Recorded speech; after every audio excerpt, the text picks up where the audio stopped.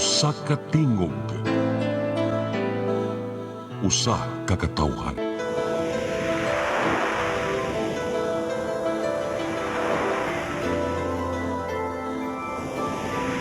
Cebu Catholic Television Network.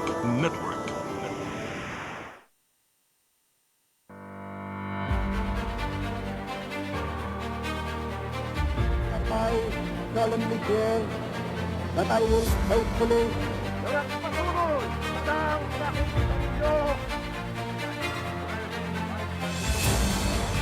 If a prosperous and free democracy could be built in the Philippines upon the ruins of war, the prestige of America, and the American way of life. La más hermosa lección de diplomacia. All this kindness, all this courtesy. They cannot succeed without the support of the people. We cannot succeed without the support of our people. But I was not fighting for lawyers, but for the people. Na kadalang-dalang na binubuo sa isa-sampung kongreso. In times of financial and economic stress, I, Rodrigo Roa Duterte, fulfill my duties as President of the Philippines. Good evening to everyone, and if you're watching us on a taped version in the morning, maayong buntag sa kaninyong tanan, naimbag na bigat, marahin na banggi sa indog ubos, maupay nga gabi, hayo nga tanan dida, maradyaw na duyom sa inyo road, buenas noches, buenos dias, and if we're also caught somewhere in the Mindanao area, Bismillahirrahmanirrahim, Assalamualaikum warahmatullahi wabarakatuh. Magandang gabi o umaga man, depende kung saan tayo, anong oras po kayo nanonood sa amin. This is Politics and Beyond. I'm Eric Espina, and on this version of Politics and Beyond, we're going to go into culture, history, tradition, the value system of our people.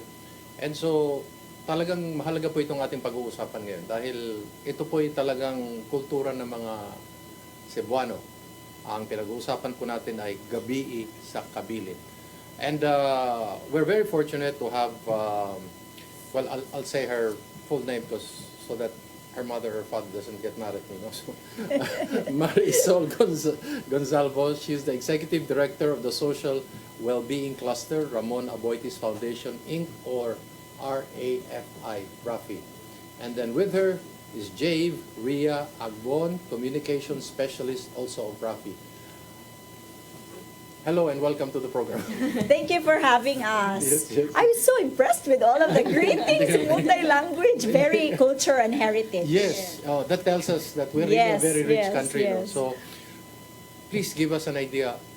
What is gabi sa kabilin? We're seeing in Negros through Phil Products. We're seeing in Tagbilaran. So, these people can come one of these days, no, and visit maybe next year. So, what is gabi sa kabilin? Okay, so gabi sa kabilin or Night of Heritage, wow. Is an annual event. It's actually the biggest cultural event of summer in Cebu, during the summertime. So this started in 2007, and we just started out in Cebu City with 4 sites. 4 lang. So we have Casagordo Museum, we have the Archdiocesan Museum, we had Fort San Pedro, and one more, Basilica Minore del Santo Niño Museum. So we started out with 4 museums in 2007. Fast forward to 2017, we now have 22 sites. Wow. And we are partners with 4 cities. That's Lapu-Lapu City, Mandaue City, Talisay City, and of course our mainstay, si Cebu City. So we're very proud of this event because it's an annual tradition for a lot of us in Cebu.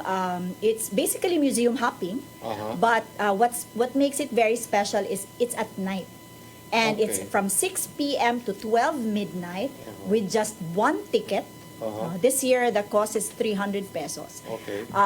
You can go to all the 22 museums and sites.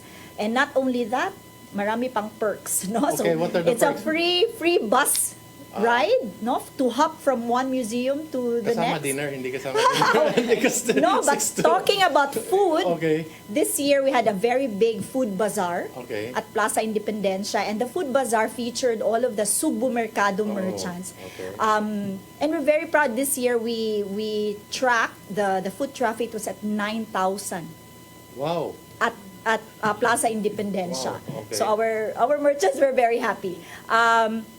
So there's food and the iconic Tartanilla ride, yung kalesa, Okay. that's never absent in the Gabi The Isa. Tartanilla, yung mga hindi nakakaalam, yung Tartanilla dito sa likod ng pasukan.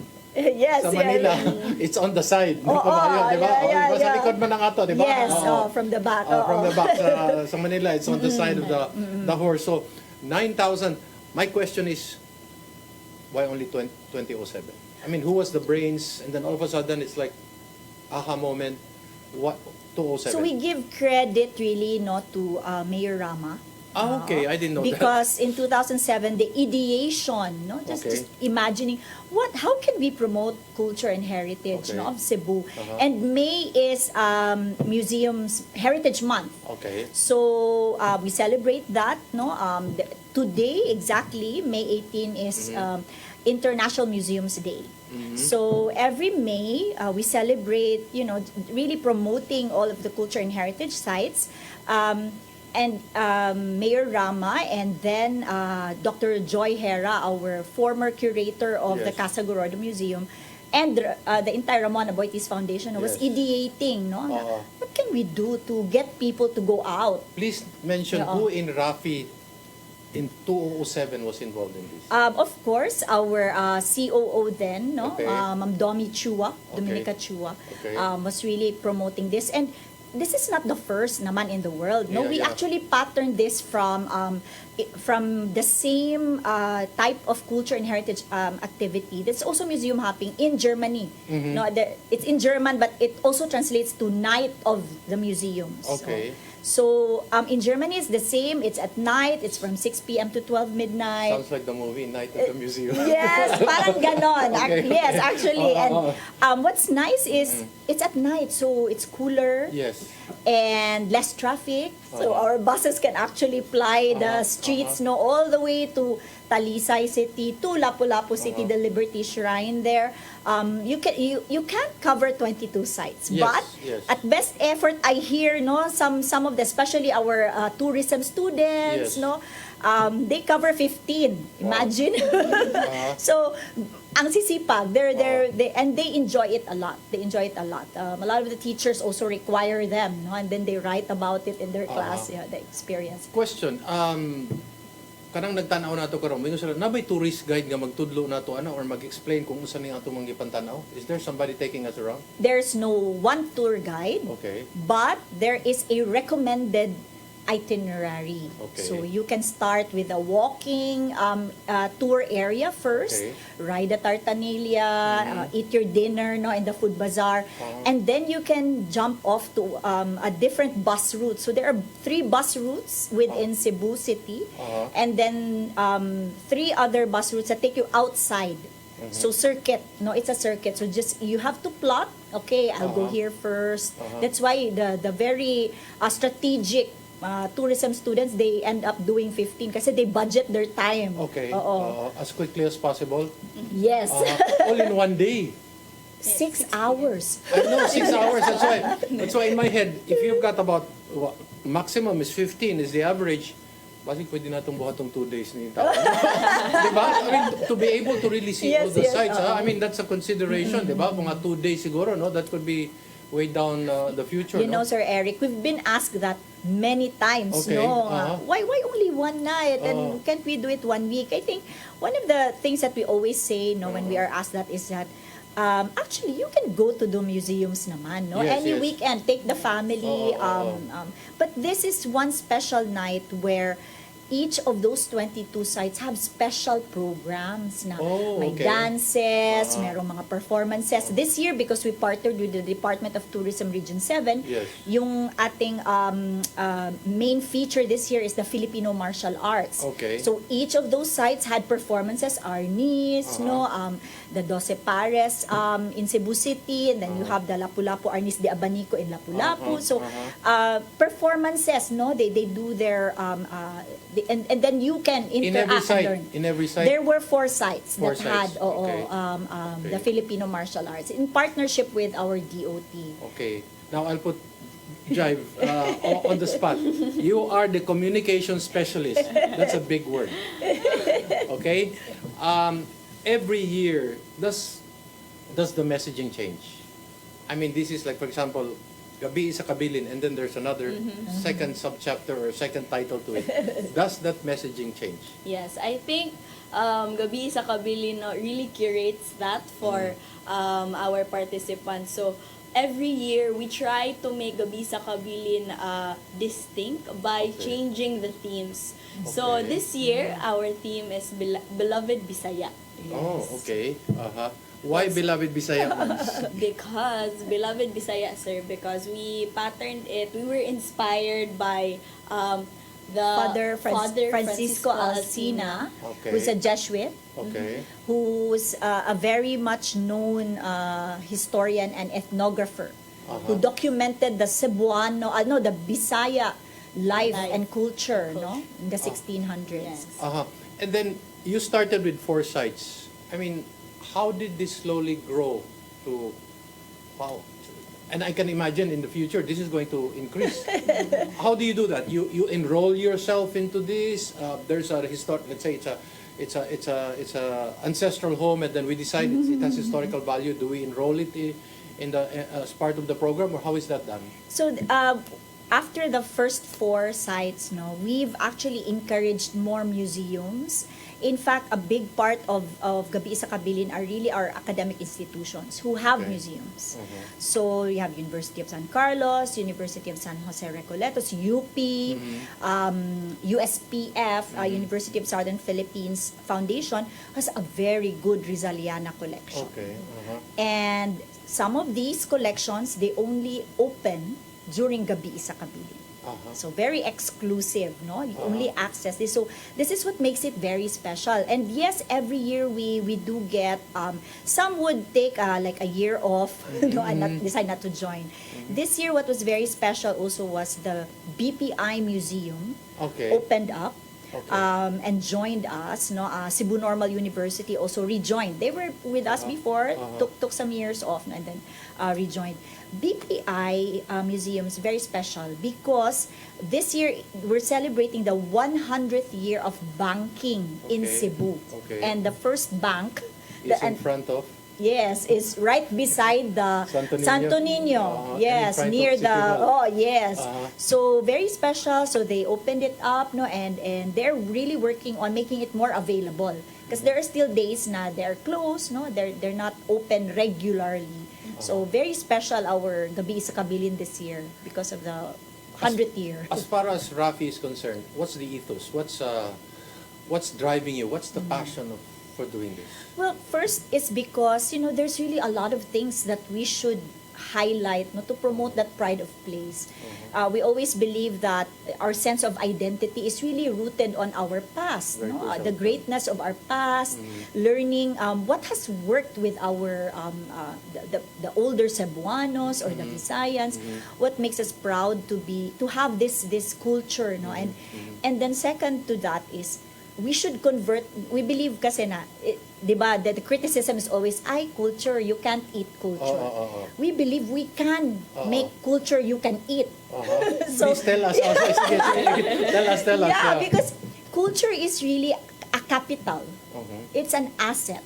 And we can use culture to promote well-being of our community. So first, very, very directly, our food bazaars.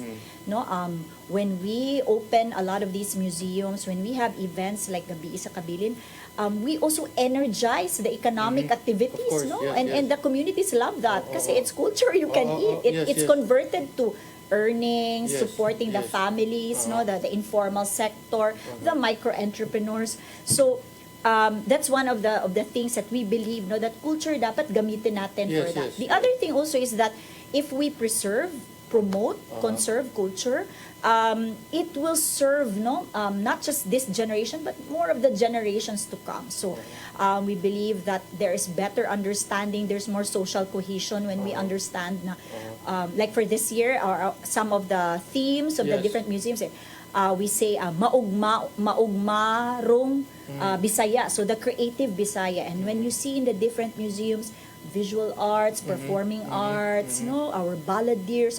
Max Sorban was featured in USPF. So there's that pride, there's a sense of connection. And that sense of connection allows us to have better tolerance for each other. Yes. Hindi mag-aaway-away because Yes. we know, understand. There's also a theme in some of the sites this year, which is Bisayang Kaisog. Okay. So the Bisayang Kaisog was translated in the Filipino martial arts, that we naturally defend, our what we believe in, what we feel strongly about. So these are themes that we want to really surface because it's not talked about as much. Yes. The other thing that we really believe in also is that we bring it closer to the younger generations. Okay, which brings me to Jive. Jive, we Very bring it young. to the younger generation. How has the experience been? And then, so far? It's very inspiring to have Rafi create an opportunity for everyone, not just the younger generations, to really embed or to really discover what was in our past. Because I think Gabi sa the nice thing about Gabi sa Kabilin is that the museums also curate their exhibits to make it more appealing to the younger generations. Because I think there's a common misconception about museums being boring. Yes. That's dark, scary, Yeah. it's intimidating. But through Gabi sa Kabilin, we really want it to become a vibrant. I think it's also because we always highlight Gabi sa Kabilin as a unique cultural experience because usually museums are closed at night. Yes. So we want to scrap the idea of museums being scary. So it's an opportunity for the youth also to experience and to really get to parang trace back their roots and understand why am I Cebuano or why am I Filipino and why what are these cultures, traditions and that envelope us or guide us to become better citizens and become patriotic and in that sense. On a personal level, what did you see that had an impact on you personally? But before you answer that question, magbabalik po ang Politics and Beyond pagkatapos po ng ilang paalala.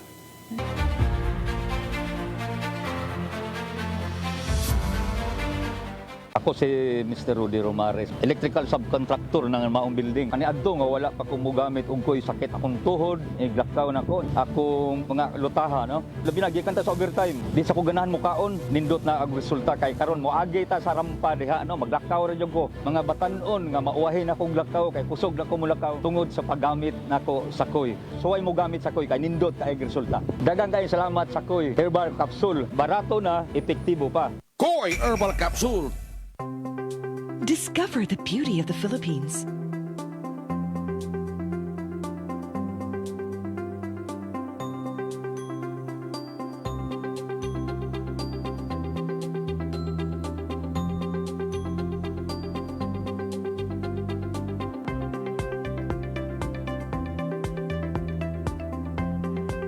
With Philippine Airlines, the country's flag carrier.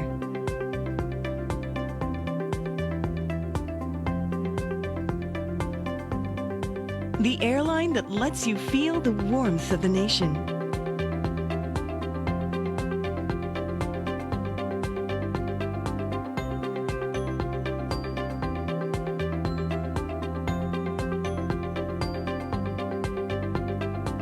Mabuhay.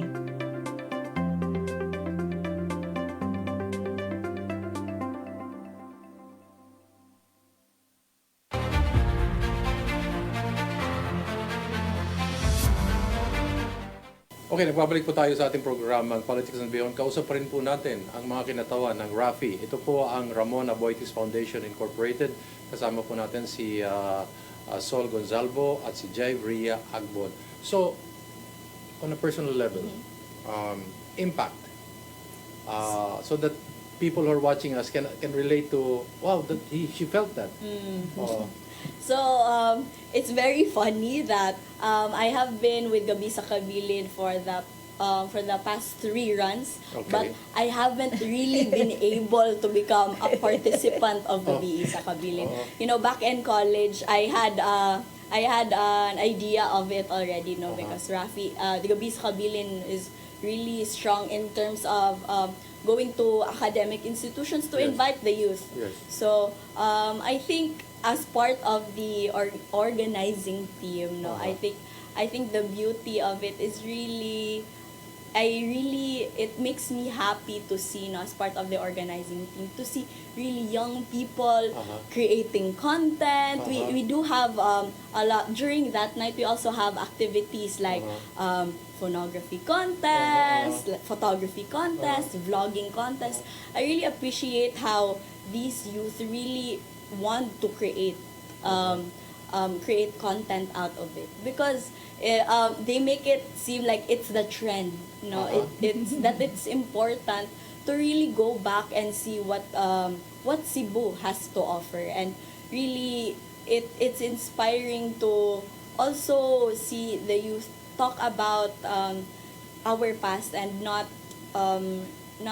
forget about it, because today the content is so fast, very dynamic. But it's nice to see that in how fast information comes, there's an opportunity to really insert history and to really understand why am I a beloved Bisaya, sir. You know what? On a personal level, when I was in Manila for the longest time, the only Filipino writing I understood or I read about was Kuano by Bayin. And then the UP version is Alibata, no? But I never realized we had our own writing. It's called Badlit. That's why I'm mentioning that. I hope you're aware about that. We have our own Badlit. It is similar to Baybayin, but there are nuances to the lettering. And I don't know whether that can be thrown out there for us to realize that there is really a uniqueness to the culture and who we are and what we are and what we went through. Although there are commonalities also in Manila. So, kuan gyud kanang nalipay ba tanan? What was the commentary sa mga taong participate? Give us an idea. Well, first is there's really a lot to cover. So I think that in itself, a lot of people find it overwhelming. But we also are happy, no, that we put, it's like a buffet. Then you pick and choose what you like. The other thing also is that because also the museums put their best foot forward, no, the experience is made very special. So you have a lot of content that's created, especially by young people. No, they go on TikTok, Instagram, and then you just see this. It's like old content that's born anew. So it's given a new twist to it. The other thing that I feel people really look forward to are the activities like our kids corner. So usually in Gabi sa Kabilin, the families are the ones who come together. No, they bring from the oldest to the youngest. So you have something for everyone. No, and then they ride the tartanilla together. They ride the buses together. The other thing that's also special is that the businesses, no, the communities really come together. So for example, this year we're very happy that the CC Lex, the bridge, lit up in Gabi sa Kabilin colors, no? And the premium ticket holders were also given discounts sa ilahang toll. So if you go home from Cebu City, go to Cordova, you're given a discounted rate. Island Souvenirs, the one across BPI Museum. Stayed open until 12 midnight. They were selling the official merchandise, no, of Gabi sa Kabilin, and it ran out the first 2 hours. Wow. So people are really, you know, they're very supportive. They get all excited also about this. So that's what we want, no. Everyone in the community, you know, is coming together. How do we further enrich the collections, I don't know, of the different sites, in order that every year there is something new to look at? That's the hard part, eh? Yes. And then where do you buy these things? Because they're heirlooms or they're hidden somewhere, so that the next generation can appreciate them. Is there somebody looking for these things? Somebody like si Ponce de Leon. Yes, of the Juan Luna. Yes, yes. So, my cousin. Oh, yeah, Popong. okay. I call him Popong. Sorry, granted that your name. Your name is Popong actually, but yeah, but you know, you have to be looking for these things so that it can be seen by the next generation. Are we going into that effort? Should we go into that effort? I mean, you're the guys that are in the forefront. So two things that we see that makes it interesting every year. The first is really programming. When we come together, all the partner sites come together and decide on a theme or a program, everyone has ideas, no? So I would say there's a lot of the old, and it's the storytelling that changes, you know? So you create more, you make it resonate with what theme is chosen for the year. So this year, like for Beloved Bisaya, Father Alcina, no, whose 350th death anniversary is being celebrated this year, and he calls his term of endearment to the Bisayans was every time he wrote the Bisayans, the locals, he would say, "My beloved Bisayans," and we were so inspired by that. Oh, nga, no, dapat it's a term of endearment. It's an appreciation, no, of Cebuano, being Bisaya. And so everyone around it, all the partner sites talagang they researched, they read all of Alcina's works, no, na talagang voluminous. USJR, very interesting because in Alcina's works, he really wrote there that the Bisayans, they are really fond of dogs. And they really value them. So si University of San Jose Recoletos, their program, they asked the Bisayans to share their stories about their dogs. And there were dogs there. You know? So it's not really history, pre-colonial, you know, but we make the stories resonate. That's the first part, really. The second is a little bit of technology, no? Experience. I would say so. There's programming, the ideation, the putting things together. But the other thing is really experience. Putting technology, putting in new ways of telling the story. So you have the what. Here, the other side is also the how.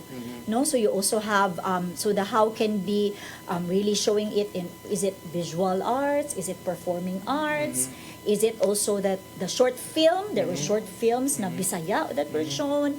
You stream it live, you make it available in TikTok. So if you search on TikTok, you see all of the stories. No? So that makes it interesting. That makes it like a living culture, breathing. No, hindi siya magsa-stagnate na it's just the artifacts, it's just the the tangible, but it's also a lot of the intangible that we put together, and then we create that a strong bond to it because of the what and the how. Is there some kind of a lecture series that it's like a prologue to Gabi sa Kabilin? Like, there's a lecture series that talks about a lead up, and maybe 1 or 2 days of lectures coming from different historians. Maybe in the auditorium. That's a good suggestion. In your auditorium. So Eric will think up your suggestion. You've got a great auditorium, and so. Diba? So. We'll take you up on that suggestion. I think we did have that during the pandemic. Yes, during the pandemic, we brought Gabi sa Kabilin online. Okay. So we invited. There were historians invited to talk about Cebuano culture and then question and answer ba? Because even at my age, I still have so many questions. And since you read, but you want to counter reference, you triangulate with professors, their points of view, Lapu-Lapu, his background, etc. So many things, no. So this would be nice if new thought, new research can be brought out, especially for the Bisayans, diba? That's a very good suggestion. But actually, Sir Eric, the aspiration of Rafi is that someday, baka mas maganda if Gabi sa Kabilin is not just Cebu. It can really be a technology or a platform that you can easily carry and transfer to other cities. Iloilo perhaps, talagang very rich na yung culture nila. we can't do a gabi sa kabilin. They may call it something else, but we would love to see that. And in fact, now we have 4 cities, and then people complain na we can't cover Lapu-Lapu to ano. But so we're saying, sana dumating yung araw na Lapu-Lapu will have a gabi sa kabilin, all about the culture, the heritage of Lapu-Lapu City. There's a new museum, a big one that's being built in the coming years. We're excited. Sabi namin, ako, new partner site for Gabi sa Kabilin. And then, Mandaue. Mandaue, meron pala silang the art, creating the blades. We didn't know that. So, there's focus. And then, of course, their food. Food kasi yung main feature ng Mandaue. So, dinadagsa sila because really of the food.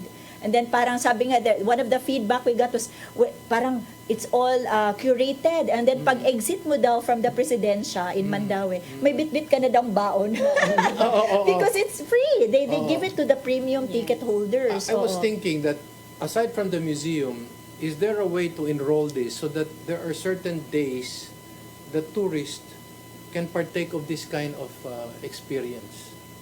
Yeah, definitely, and then definitely. With the tourism department, with the National Historical Institute, that way it's not just an official museum, but it is also cultural in the sense of understanding how Cebuanos live, the ordinary Cebuanos live. Then they become part of the experience. Actually, we already have curated tours, not managed by Rafi, but our tourism commission in Cebu City already has all of these curated tours. Now you have the Cebu Heritage Walk, na you walk from the National Museum all the way to Casagorordo, or all the way to the Museo Subo, which is this like a Celdran experience? Yes, more or less. We do have that kind, no, but it's not offered regularly, no.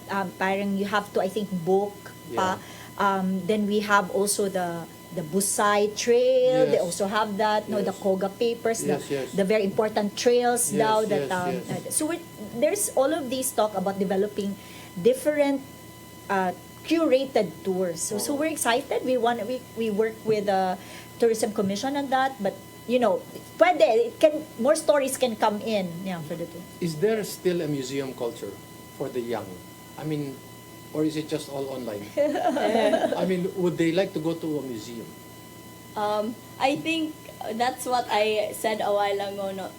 The youth, we really have to encourage them. And I think, just to add to what Ms. Sol, I think the beauty of Gabi sa Kabilin is also having the do-it-yourself kind of, you have the liberty to choose your own adventure. Yes, to curate your own routes. You don't we don't put our participants in a cage of this is the route, this is only the way you should go. That's why every year there are always people who are coming back because the feedback is that I haven't gone to this site, so I will go back next year. So there is it makes it, aside from the theme, it's really the participants owning their story and really creating an experience of their own. And that's what Gabi sa Kabilin really wants to, apart from that one night, we really want to encourage our Cebuanos or our Filipino people to really, get the freedom to curate their own. I want to go to this site. Do it yourself. Like it's an encouragement. Gabi sa Kabilin serves as an encouragement for them to, even on normal days, they can always go to the site, visit, just so they can immerse themselves again of what being Cebuano or being Filipino is. I've on the top of my head, I'm thinking there's a lot of maybe artifacts north of Cebu, maybe south of Cebu. Maybe there should be some mini museum. And it should not be a museum, by the way. It's not a by the way museum, but a real actual museum. And then that's why I ask if we Filipinos have a museum culture. I mean, it's so funny. We travel abroad, we go to museums. We're amazed by the museums. We go to old churches. But over here, it's like, I don't know whether we take it for granted or I don't know whether it's in our culture to really go to a museum, or maybe because we need to continuously update and enrich the collections and then keep them safe. But anyway, para sa taga pipila ka gudlo and then balik ang politics and beyond sa katapusan natong hunat.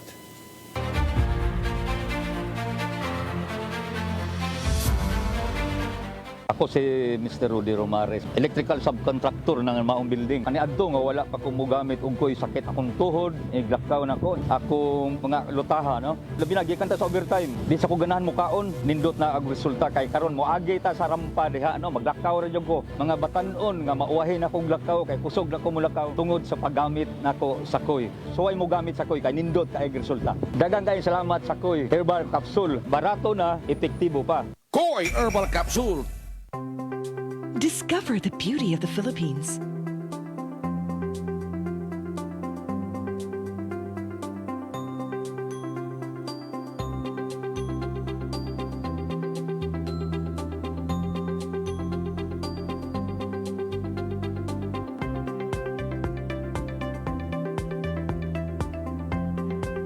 With Philippine Airlines, the country's flag carrier.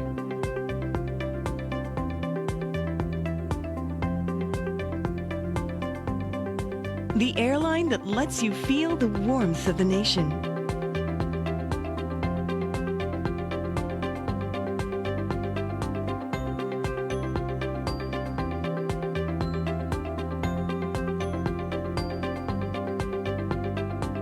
Mabuhay!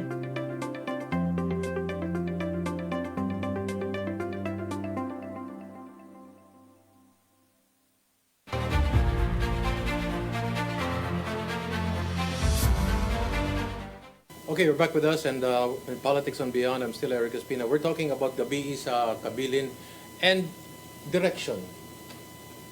Are we plotting this like 2 years ahead of time, 3 years, 4 years? As they say, COVID issues. Very, very tired term, but I mean, where are we going? What's ahead? What can we expect? We want more sites to be a part of this, but like I said, what would really excite us was if Gabi sa Kabilin would be translated in the different local government units, no. We want a vibrant, prosperous community using their cultural assets, no, to serve their own goals as a place, no. So pride of place nga. So for example, maybe Bulhoon can have its own because it's very rich. Yes. Ang daming, we call it cultural assets. Yes. Oslo, no, in Cebu. So Bantayan. So Yes. really, the goal is that hopefully we can get more or do more of these in different versions of these Gabi sa Kabilin in the different LGUs, no. And Rafi would be very supportive of that. But for the Gabi sa Kabilin that happens in the metro, we want more of not just the historical sites, the museums to be part of it, but also the other communities, no, around them. Actually, in Gabi sa Kabilin, this year we activated 975 volunteers. Okay, wow. To help monitor and manage, no, safety, well-being of our guests, no, participants. That's a logistical nightmare. Yes, but with the help of the different LGUs who also activated their own the police, their own BFP, no, their own DRR teams. Yes. It's made the burdens a little less, and we're always very happy, no. So we're proud lang din. We've never had very serious or any serious incident, no, during Gabi sa Kabilin. It's really the work of an entire village, or in this case 4 villages kasi 4 yung cities. So we also are very big on preparation, so we do really activate an incident management team, an emergency operations center. We work with the PNP. We have Navy reservists. Yes. Who volunteer in full uniform. Yeah. Rafi volunteers. Okay. So we had 230 Rafinians, Rafi volunteers who are in the help desks, in the bus marshals, no, field situation reporters. So the aspiration is that all that Rafi has learned from running Gabi sa Kabilin, we want to teach it, we want to share it, no? Whoever, which of these LGUs, this with really, really wonderful cultural assets, we want to share the technology. Governments even abroad, you've noticed that they give special emphasis to their museums. I mean, that's the soul of the country. The culture is displayed, the greatest glory, the greatest heritage is in the museum. Here, why is it so difficult to put up a big museum which reflects our pride, mirrors our identity? Why is it so difficult?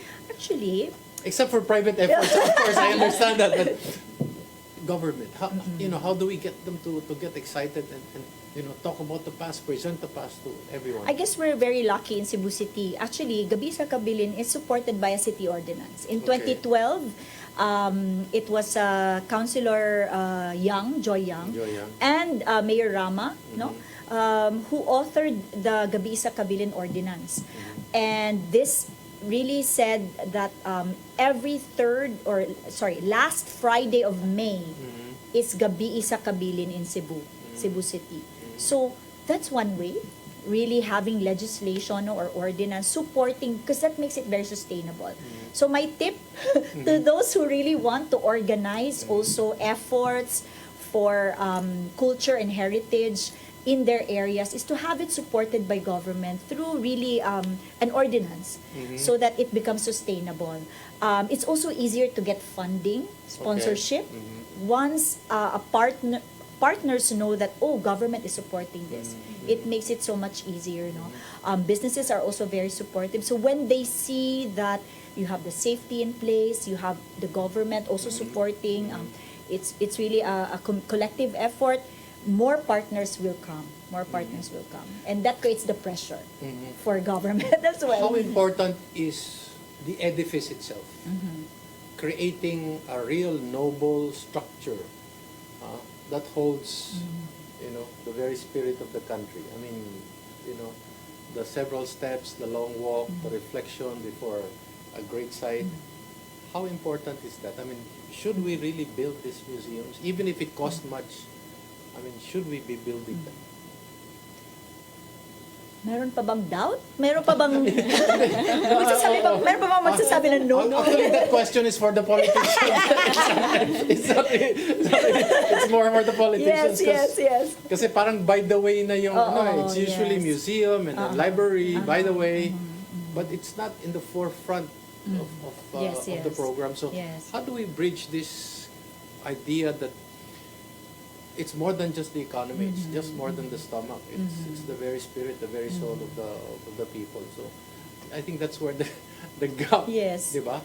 And that's where the conversation must we look for champions. I think just one or two champions who can influence also the direction, who can really champion the culture and heritage. I think that's really the key. And I guess we were just very lucky with Mayor Rama, and then also Vice Mayor Garcia, who's the chair of the Commission Cultural and Historical Commission of Cebu City.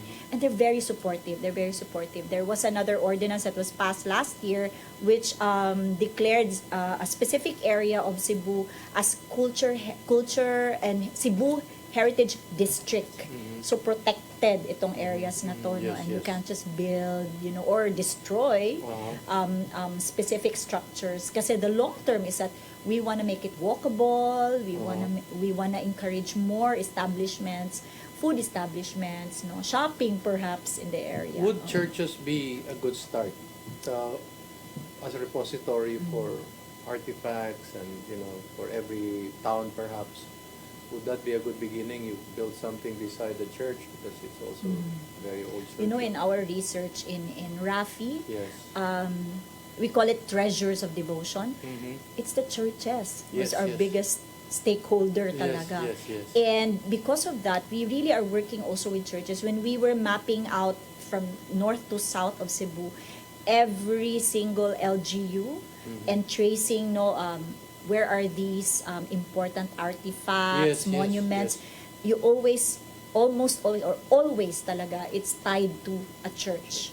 So the church is our biggest stakeholder. Working with them is definitely a good entry point to a culture and heritage program. In other countries, I had this on the top of my head a long time ago. In other countries, you have a real mid-century ship. And people could go in and they would have on my head, I hope one day we will have that ship in Mactan. Maybe a replica of. Did you know that the Victoria, yes, the replica of that visited Cebu?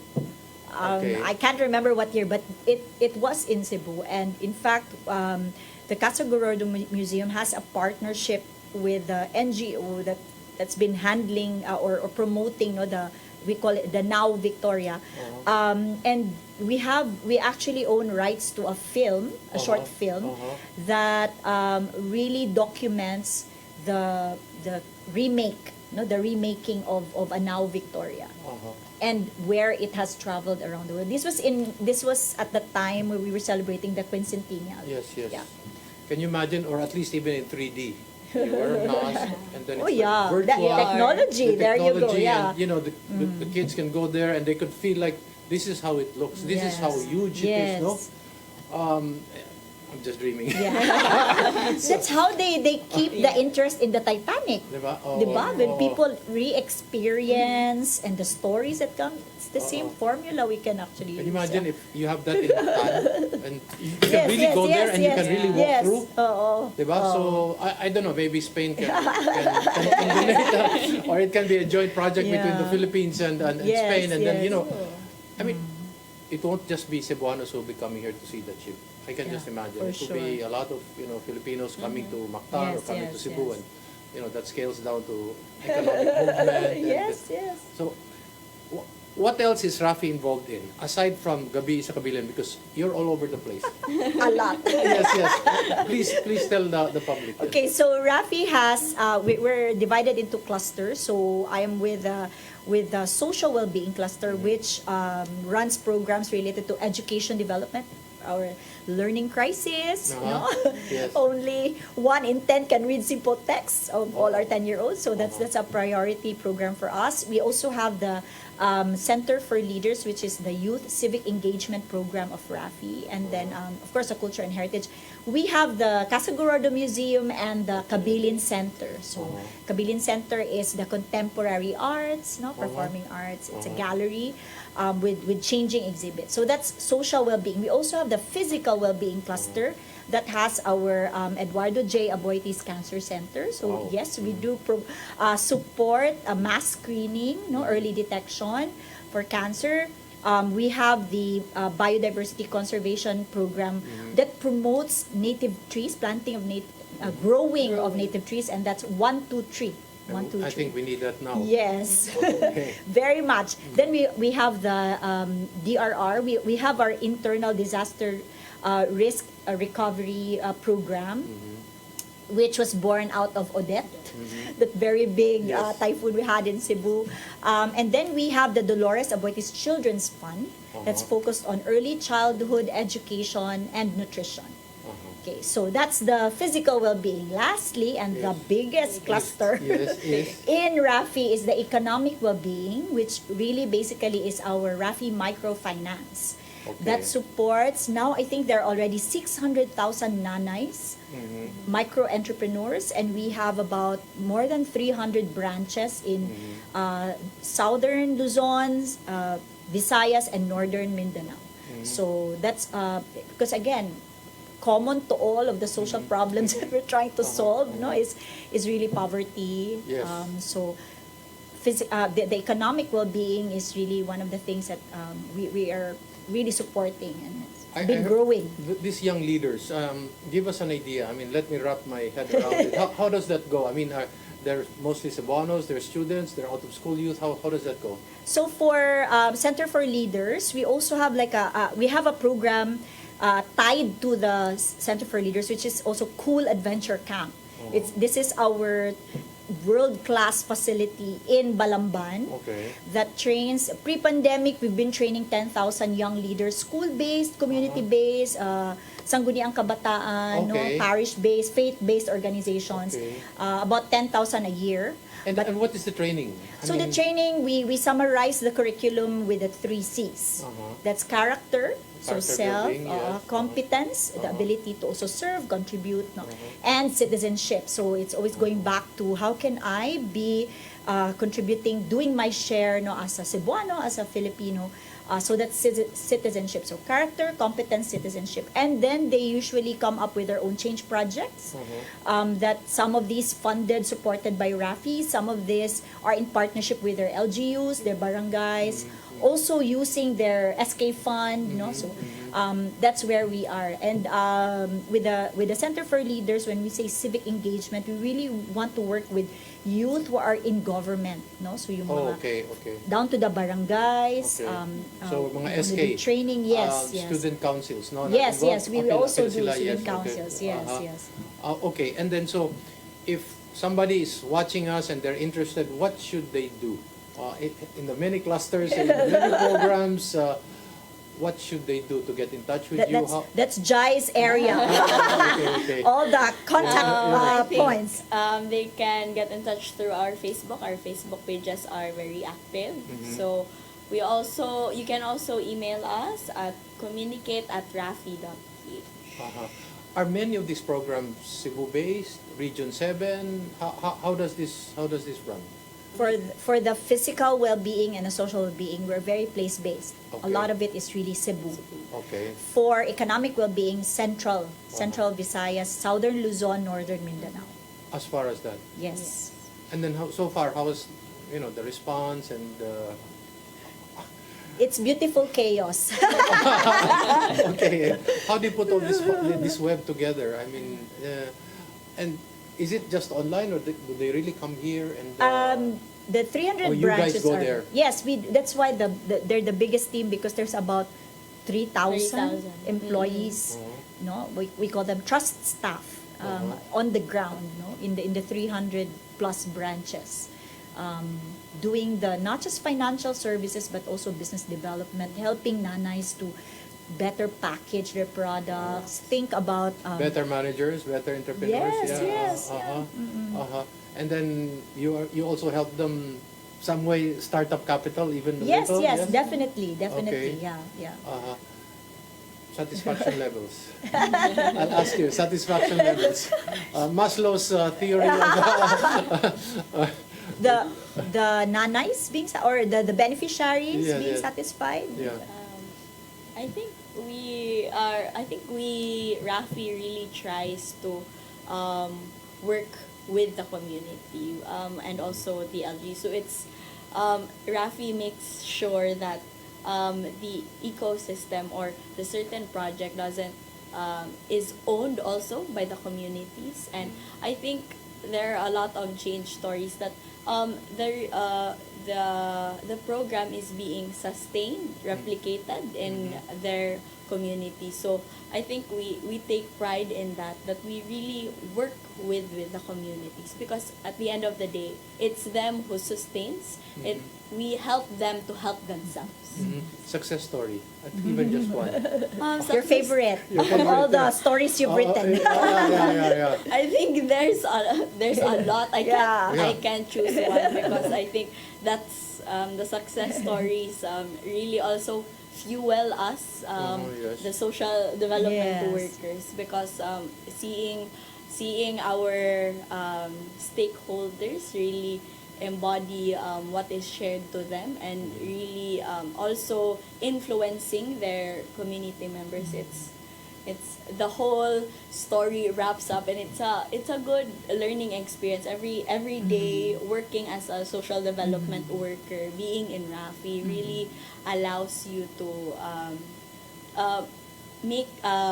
create a difference, or spark a difference, even amplify the voices of the least, last, and the lost, which Rafi really prioritizes, the least, the last, and the lost. I hear the word community in all your work, but in the middle of the community, are we really talking about the family at the end of the day, the Filipino family? Is that where this is really all about? So 2 levels. There's the duty bearers and the rights holders. So Rafi works at both levels. When you say rights holders, maningil ba si rights holders? No, like you're right. The families, are they aware that they have these rights? The duty bearers, are they aware that they need also to fulfill their mandate, be accountable? So Rafi wants to bridge these 2 levels so that they talk, they connect, better services are provided, more responsive, more relevant, more sustainable. So that is where we would like to take these services, no, social development programs that we have in Rafi. So you are the bridging between what we call the cognitive dystopia. Yes. You're there to you put government together with the community. Yes. So far, the government has, in the different towns that you work in, have they been very helpful so far? Varying levels, Varying no? levels, okay. Of course, we always have to let them take the lead. So Yes. where their priorities are in any of those sectors that we serve, we go with their lead. We always believe in co-creation. Yes, It has yes, to yes, come yes.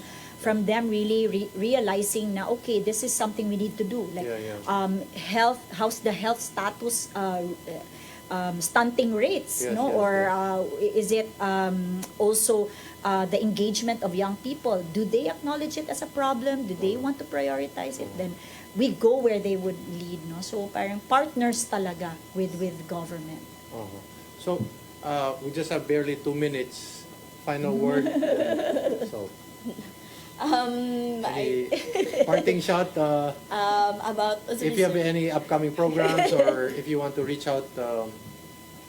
I think our future programs is a lot of.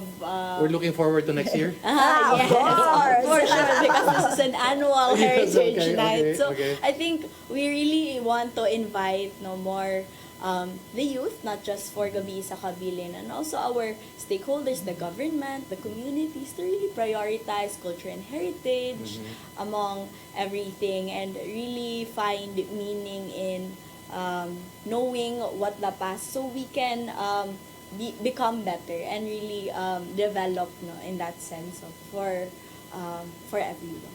Yes. Hopefully mga taga Bohol bisita din Yes. taga Dumaguete bisita sa din Why kung not? para it's part of the vacation package. No? Final Yes. word. Yeah. Well, me, no, for Rafi, I think the dream is always to get communities to be excited about their own cultural assets, and then to use it as capital to improve their different levels of well-being. And true to what our founder has said, no, Don Ramon Aboitis, he really said that our role as leaders, or in Rafi, or as a civil society, is really to share in the hopes of the people we lead, our constituents, but also to share in the burden of their fears.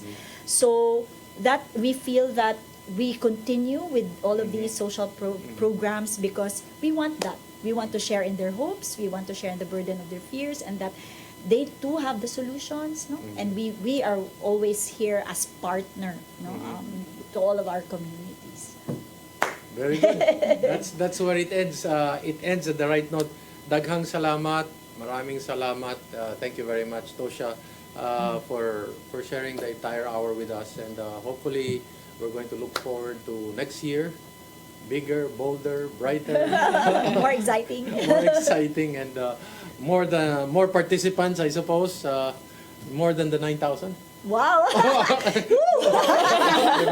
And more volunteers. Yes, more volunteers. More partners. So, daghang salamat. Diyan po nagwawakas ang ating programa sa Politics and Beyond. Umano po tayo sa kultura, sa ating kasaysayan, dahil mahalaga po yan sa ating pagka-Pilipino. Palagi ko pong sinasabi, magmasid, makialam, higit sa lahat ay manindigan. Dahil wala pong magmamahal sa Pilipino kung hindi ang Pilipino. Daghang salamat. Maayong gabi kayo.